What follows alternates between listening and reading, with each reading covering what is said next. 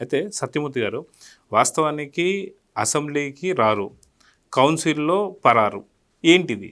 వాస్తవానికి చేసిన తప్పులు వాళ్ళు ఎక్కడ దొరికిపోతామో అని చెప్పి కౌన్సిల్, అందుకే అసెంబ్లీకి రాకుండా వాళ్ళు కంప్లీట్గా బాయ్కాట్ చేసేశారు.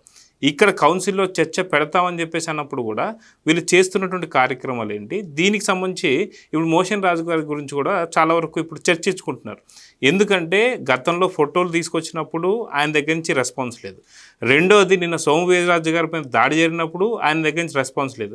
వాస్తవానికి కౌన్సిల్లోకి మొబైల్ తీసుకురాకూడదని చెప్పి నిబంధన తెలిసిన తర్వాత కూడా లోపలికి ఫోన్లు తీసుకొచ్చి దాన్ని సెల్ఫీ వీడియో తీసుకొని అక్కడ చేస్తున్న నిరసనలు అటు జగన్కి ఇటు సాక్షికి పంపించారు. సో దీనిపైన కూడా చర్యలు లేవు. ఏంటి, ఎలా చూడాలంటారు దీన్ని? నేను కౌన్సిల్ చైర్మన్ గురించి నేనేం మాట్లాడను, కానీ ముందుగా మనం బొత్స సత్యనారాయణ గారు సడన్గా బ్రెయిన్ స్ట్రోక్ వచ్చి ఆసుపత్రిలో చేరాడు. ఆయన త్వరగా కోలుకోవాలి అని ఆ భగవంతుడిని ప్రార్థిద్దాం.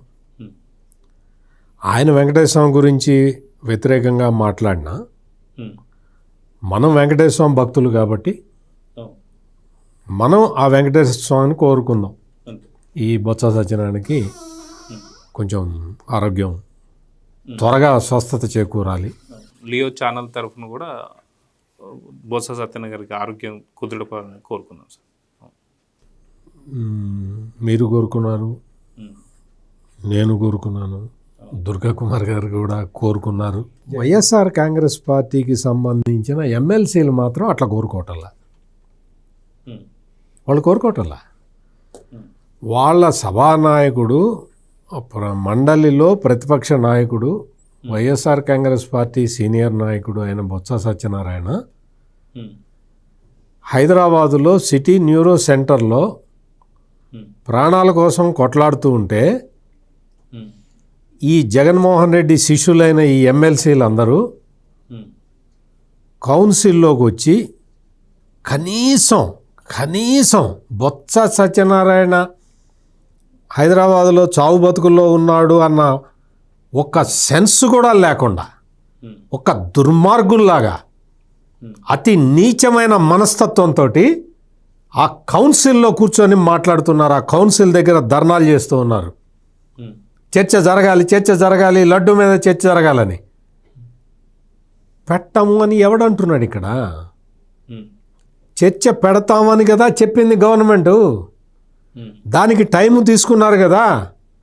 మీ అందరికీ మంత్రి రిటర్న్ స్టేట్మెంట్ ఇచ్చాడు కదా. ఆ స్టేట్మెంట్ చదువుకున్న తర్వాత మీకు ఒక్కసారి చెమట పట్టింది కదా. ఈ స్టేట్మెంట్ ఇప్పుడు చదువుతాడేమో, ఇది చదవకుండా చేద్దామని మీరందరూ అడ్డుపడ్డారు కదా. సోము వీర్రాజు మీదకి వెళ్ళి అటాక్ చేశారు కదా. నిన్న మొన్నటి వరకు సోము వీర్రాజు జగన్మోహన్ రెడ్డి వైపే మాట్లాడాడు. జగన్మోహన్ రెడ్డికి అనుకూలంగానే ఉన్నాడు పాపం. బీజేపీ, సోము వీర్రాజు అంటే బీజేపీ, అప్పుడు బీజేపీ అధ్యక్షుడిగా ఉండేవాడు. సోము వీర్రాజు, జీవీఎల్ నరసింహారావు, వీళ్ళందరూ బాగా సపోర్ట్ చేసేవాళ్ళు జగన్మోహన్ రెడ్డికి. అటువంటి సోము వీర్రాజు మీద ఎగబడ్డారు వీళ్ళు, ఈ వైసీపీ వాళ్ళు. ఇప్పుడు సోము వీర్రాజుకి అర్థం కావాలి ఈ వైసీపీ అనేది ఎంత క్రూరమైన పార్టీనో, ఎటువంటి పార్టీనో. అంటే వాళ్ళ గురించి అనుకూలంగా మాట్లాడినప్పుడు సోము వీర్రాజు గారిని సూపర్, సోము వీర్రాజు శభాష్ అన్నారు. ఈ రోజున అయ్యా నా ప్రశ్నలు ఆగిపోతున్నాయా, నా ప్రశ్నలు నేను వేసుకుంటాను, నన్ను సమాధానం చెప్పండి, సభని సజావుగా నడపండి అని అడిగినందుకు, సభ సజావుగా నడిస్తే మళ్ళీ మంత్రి తిరుపతి లడ్డు మీద స్టేట్మెంట్ చదువుతాడు. జగన్మోహన్ రెడ్డి, వైవి సుబ్బారెడ్డి, భూమన కరుణాకర్ రెడ్డి, ధర్మారెడ్డి, బండారం అంతా మళ్ళీ చెబుతారు. కల్తీ ఎట జరిగిందో మళ్ళీ పవర్ పాయింట్ ప్రజెంటేషన్ ఇస్తారు. సిబిఐ సిట్ బృందం చెప్పిన అంశాలన్నీ మళ్ళీ ఏకరువు పెడతారు. అసెంబ్లీలో ఏదైతే ఎట్లయితే చంద్రబాబు నాయుడు సీఎం సభానాయకుడు స్థానంలో చెప్పాడో, ఇక్కడ పయ్యావులు కేశవట చెప్పబోతూ ఉన్నాడు. భయం పుట్టింది, మళ్ళీ రికార్డు కాబోతుంది. భయం పుట్టి సోము వీర్రాజు మీద అటాక్ చేశారు. కొట్టబోయారు, తెలుగుదేశం వాళ్ళు వచ్చి కాపాడారు. ఎంత అసలు ఒక ఉచ్చం నీచం లేదా, ఉండదా? నీ రాజకీయ అవసరాల కోసం ఎంతకైనా దిగజారుతావా? నువ్వు లడ్డూలో కల్తీ జరిగింది, అసలు నెయ్యే కాదు. ఇది మొత్తం రిపోర్టులో క్లియర్ కట్గా ఉంది. 35 పేజీలో చదువుకోండి అని చంద్రబాబు నాయుడు చెప్తూ ఉంటే ఈ వైసీపీ వాళ్ళకి 35వ నెంబరే కనపట్టలేదు. ఆ నెంబరు మొత్తం 1 నుంచి 100 దాకా లెక్క పెడితే 35 దొరకట్లే వీళ్ళకి. ఒకడు 20 అంటాడు, ఒకడు 18 అంటాడు. 35 చదువుకోండి, పేజ్ నెంబర్ 35 చదువుకోండి, అందులో ఏముందో తెలుస్తుంది. అది చదవరు. 35వ పేజీ 34 రాగానే 35 తీసేసి 36 చదువుతారు. 35 చదవండి, తెలుస్తుంది అందులో ఏముందో. ఈ రోజున బొత్స సత్యనారాయణ గురించి, అంటే వాళ్ళ నాయకుడు, వాళ్ళ సభా నాయకుడు, కనీసమైన జ్ఞానం కూడా లేకుండా, కనీసమైన మానవత్వం కూడా లేకుండా, ఇంత నీచంగా అక్కడ కూర్చొని ఇట్లా మాట్లాడుతూ ఇట్లా నీచమైన ప్రవృత్తితోటి ప్రవర్తిస్తున్న వీళ్ళు అసలు మామూలుగా వెంకటేశ్వర స్వామి మీద భక్తి తీసి పక్కన పెట్టి అసలు వీళ్ళు మనుషులేనా? చర్చిద్దామంటే రారు, మంత్రి సమాధానం చెప్తాడంటే వినరు.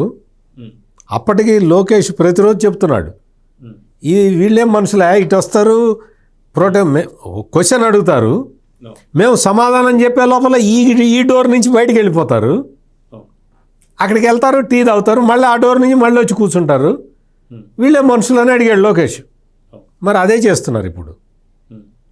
తిరుపతి లడ్డు గురించి సభలో చర్చించటానికి, శాసనసభలో చర్చించారు, దానికి ముఖ్యమంత్రి సమాధానం చెప్పాడు. కౌన్సిల్లో చర్చించటానికి రెడీగా ఉన్నాము అని టైం కూడా ఇస్తే ఆ టైంకి రాకుండా ఇప్పుడు వచ్చి గొడవ చేస్తున్నారు. బొత్స సత్యనారాయణ మీద కనీసం గౌరవం కూడా లేకుండా ప్రవర్తిస్తున్నాడు. వీళ్ళందరూ మొత్తం ప్రవర్తిస్తున్నారు. ఈ సందర్భంగా బొత్స సత్యనారాయణ సంపూర్ణ ఆరోగ్యవంతుడై తిరిగి వచ్చిన తర్వాత ఒక్క విషయం నేను బొత్స సత్యనారాయణకి చెప్తున్నా. బొత్స సత్యనారాయణ, నీకు సడన్గా బ్రెయిన్ స్ట్రోక్ వచ్చి నువ్వు హాస్పిటల్లో చేరితే నాలాంటి వాళ్ళు నీ వైపు నిలబడ్డారు, కానీ ఈ వైసీపీ ఎమ్మెల్సీలు కానీ మీ పార్టీ అధ్యక్షుడు కానీ నీ వైపు నిలబడలేదు, కనీసం నీకు సంఘీభావం చెప్పలేదు, నీకు కనీసం అయ్యో బొత్స సత్యనారాయణకి ఎట్టుందని అడగలేదు. గుర్తుపెట్టుకో, హాస్పిటల్ నుంచి వచ్చిన తర్వాత ఈ విషయం గుర్తుపెట్టుకో. వెంకటేశ్వర స్వామి గురించి, తిరుమలలో జరుగుతున్న అపచారాల గురించి ప్రశ్నించటం నేర్చుకో. సార్, ఇక్కడ నాకు ఒక చిన్న డౌట్ సార్. ఏంటంటే వాస్తవానికి పార్టీ అధినేత జగన్మోహన్ రెడ్డి అయినా అటు ఏదైతే అసెంబ్లీలో ఫ్లోర్ లీడర్ ఇవ్వలేదని చెప్పి తను రావట్లేదు. వాస్తవానికి కౌన్సిల్లో ఫ్లోర్ లీడర్ లాగా ఇప్పుడు బొత్స సత్యనారాయణ గారు, వాస్తవానికి ఇద్దరి మధ్యలో చూసుకుంటే ఎక్కువ విలువ ఇవ్వాల్సింది బొత్స సత్యనారాయణ గారికి. ఆయన సీనియర్ లీడరు, అదేవిధంగా కౌన్సిల్కి హెడ్గా ఉన్నాడు. అటు జగన్మోహన్ రెడ్డి అసెంబ్లీకి కూడా రావట్లేదు.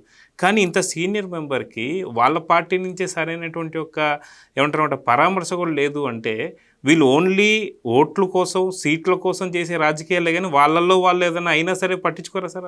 వాళ్ళకి ఈ రాజకీయం తప్ప మానవత్వం అనేది లేదు. జగన్మోహన్ రెడ్డి 11 సీట్లతోటి అసెంబ్లీలో వాళ్ళ పక్షానికి అంటే 10 మందికి నాయకుడుగా ఉన్నాడు. వైఎస్ఆర్ కాంగ్రెస్ పార్టీ శాసనసభాపక్ష నాయకుడు అంతే. అతనికి అపోజిషన్ స్టేటస్ లేదు. అపోజిషన్ స్టేటస్ కావాలి అంటే 18 సీట్లు మినిమం ఉండాలి, అంటే 19 ఉండాలి. ఈ లెక్క జగన్మోహన్ రెడ్డి చెప్పాడు గతంలో. జగన్మోహన్ రెడ్డి చెప్పాడు. పోనీ ఒకటి తక్కువైనా ఇచ్చేవాళ్ళు, పోన్లే మరి ఏడుస్తున్నారని. కానీ 18కి 11కి చాలా తేడా ఉంది కదా, అందుకని అపోజిషన్ స్టేటస్ ఇవ్వట్లా. మాజీ ముఖ్యమంత్రిగా సౌకర్యాలు ఇస్తూ ఉన్నారు. ఒక సఫారీ, టాటా సఫారీ ఇస్తే నేను ఇందులో కూర్చుంటే నా నడుము నొచ్చుతుంది, నేను ఫార్చ్యూనర్, నేనే విలాస పురుషుని 1,00,000 కోట్లు ఉన్నవాడిని, నువ్వు ఇచ్చిన సఫారీలో తిరుగుతానా నేను? నో అని చెప్పి ఫార్చ్యూనర్లో తిరుగుతున్నాడు. నువ్వు తిరుగు, ఫార్చునర్లో తిరుగు, లేకపోతే ఇంకా అంతకన్నా పెద్ద కారు ఏదన్నా ఉందో నాకు తెలియదు, ఆ కార్ల గురించి నాకు తెలియదు, కానీ అంతకన్నా పెద్ద కారు ఉంటే అందులో తిరుగు. నీకు ఆ పొజిషన్ లేదు, నువ్వు ఉత్త ఎమ్మెల్యేవి. బొత్స సత్యనారాయణ మండలిలో ప్రతిపక్ష నాయకుడు, వైసీపీ నాయకుడు కాదు, ప్రతిపక్ష నాయకుడు ఇచ్చారు. అంటే జగన్మోహన్ రెడ్డి కన్నా ఒక పెద్ద హోదాలోనే ఉన్నారు. చాలా పెద్ద హోదా. అదిగాక కౌన్సిల్ అంటే పెద్దల సభ, కౌన్సిలే పెద్దల సభ కదా, అందుకని ఆయనకి ఎటు పెద్ద ఇదే ఉంటుంది. అటువంటి బొత్స సత్యనారాయణ హాస్పిటల్ పాలైతే ఈ తుచ్చమైన రాజకీయాలు చేసుకుంటూ తిరుగుతున్న వీళ్ళు, ఈ రౌడీ మూకాన్ని నేను ఎందుకు అంటున్నానంటే, సోము వీర్రాజు మీద దాడి చేస్తే మరి వాళ్ళని రౌడీ మూకానికి ఏమనాలి? ఇంత దారుణంగా ప్రవర్తిస్తున్నారు. సభలో చర్చిద్దామంటే వాళ్ళు రారు, ముందరికి రారు. లడ్డూ మీద చర్చ జరగాలి, లడ్డూ మీద చర్చ జరగాలి, అదే కదా పెడతామన్నది అంటున్నది. లడ్డూ మీదే కదా చర్చ జరుగుతానంటున్నది. ఇది చెబుతున్నా కానీ వినకుండా ఇట్లా చేస్తూ ఉన్నారు. వీళ్ళ బండారం బయటపడ్డది, మొత్తం అందరికీ అర్థమైపోయింది. ఒక్కొక్కడు ఈ కేసు కాకుండా మిగిలిన అన్ని కేసుల్లో ఒక్కొక్క దాంట్లో ఒక్కొక్క అరెస్ట్ అవుతూనే ఉన్నారు. వీళ్ళ గుట్టు మొత్తం బయటికి వస్తూనే ఉంది. ఇటువంటి సంకట స్థితిలో ఏం చేయాలో తెలియక వాళ్ళు గొడవలు చేయటం మార్గంగా ఎంచుకున్నారు.